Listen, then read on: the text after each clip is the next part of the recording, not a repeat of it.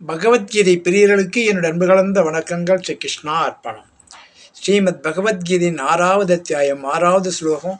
அதில் பகவான் என்ன சொல்கிறார்னா, தன்னைத்தான் வென்றவனுக்கு தானே உறவினன், ஆனால் தன்னை வெல்லாத ஆத்மா தனக்கே பகைவன் போல பகைமை சூழும். ஸ்ரீ கிருஷ்ணா அர்ப்பணம். அற்புதமான ஸ்லோகம். இந்த ஒரு ஸ்லோகத்தை நம்ம கடைபிடிச்சாலும் வாழ்க்கையில் முன்னேறிடலாம். அதாவது தன்னைத்தான் வென்றவனுக்கு தானே. நம்ம தன்னைத்தான் வெல்றதுன்னா என்ன? நம்ம ஐம்புலன்னு அடைக்கணும், பேராசைப்படக்கூடாது, இருக்கிறத வச்சு திருப்தி அடையணும். அதாவது நம்மளுடைய கல்யாணம் பண்ணிட்டு பிற்பாடு கடவுள் ஏற்கனவே சொன்னது தான், கடவுள் வந்து 2 வழி, ஒன்று சன்னியாசம், ஒன்று இல்லறம். இல்லறத்தான மட்டும் என்ன பண்ணுவோம்? கல்யாணம் பண்ணிக்கணும். கல்யாணம் பண்ணால் குழந்தை பத்துக்கணும். அப்போ நம்ம குடும்பம் என்ன நடக்குது? தாய், தந்தை, மனைவி, மக்கள், இவங்களுக்கு சேவை செய்ய வேண்டும், இவங்களோட தேவை பூர்த்தி செய்ய வேண்டியது தான் நம்ம கடமை. அதுக்காக அவங்களுக்கு 7 தலைமுறைக்கு சொத்து சேர்க்கணும் அப்படின்னு நினைக்கக்கூடாது. அவங்களுக்கு தேவையானது உணவு, பிள்ளைங்களுக்கு படிப்பு, அது கற்றுக் கொடுக்கணும். அதுக்கு தேவையானது பெரிய பள்ளிக்கூடத்தில் பணம் கட்டி சேர்க்கணும்னு அவசியம் இல்லை. கவர்மெண்ட்டு படித்தா கூட நல்லா முன்னேறலாம்.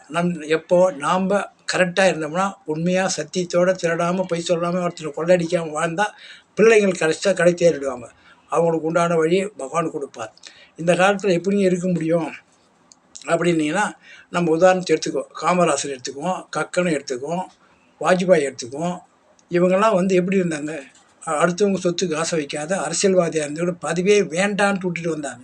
கடைசியில் அவர் சாகும்போது ஒரு 150 ரூபா 200 ரூபான்னு சொன்னாங்க. கம்யூனிஸ்ட் கட்சியில் நிருபன் சக்கரவர்த்தி திரிபுரா முதலமைச்சர் கை சூட் கேஸ் தூக்கின வழியில் வந்தாராம். நம்ம அப்துல் கலாம் எடுத்துக்கோம். இவங்கெல்லாம் வாழ்ந்து சாதாரண குடும்பத்தோடு வந்தவங்க தான். ஏன் வரலையா? அவங்க சத்தியத்தை கடைப்பிடிச்சாங்க. ஆனால் கொள்ளையடிக்கிற நினைக்கல. அதனால் அது மாதிரி வாழ முடியும்.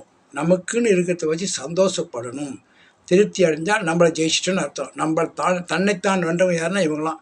மோடியை பார், எதிர்கட்சியில் கொள்ளையடிக்கிறதுக்கு சில பேர் அவர் குறை சொல்லலாம். ஆனால் தாயினுடைய மரணத்துக்கு கூட ஒரு 4 மணி நேரம் தான் ஒதுக்கி ஏன்னா பிள்ளைங்க சொத்து சேர்க்க ஒன்றாரு, பேர் ஒன்றாரு. தேசபக்தி, ஆன்மீக பக்தி, நல்ல நெடுநிலையை ஆராய்ச்சிப்பா. இது வந்து அவருக்கான பெருமை சேர்க்கல. நமக்கு நல்லதாக இருந்தால் எடுத்து உதாரணத்தை அவங்களாம் வந்து முன்மாதிரியை எடுத்துக்கணும். நம்ம வாழணும், குடும்பத்தை கரை சேர்க்கணும்.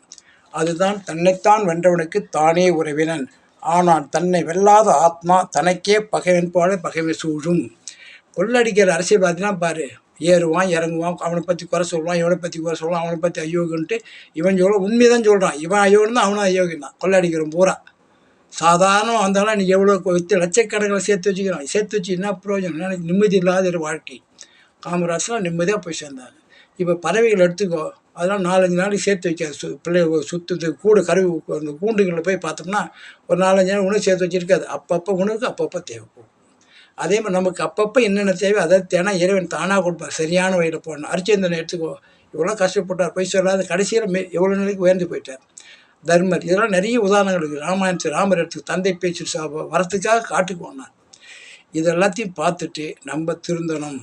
நம்ம திருத்திக்கிட்டால், இல்லைன்னா ராவணேசன் மாதிரி அழிஞ்சு போயிடும். தன்னைத்தானே நம்ம தான் அதாவது நன்மையும் தீமையும் பிறர் தர வரா. ஓம் சக்தி ஓம். ஓம் தத் சத். ஸ்ரீ கிருஷ்ணா அர்ப்பணம்.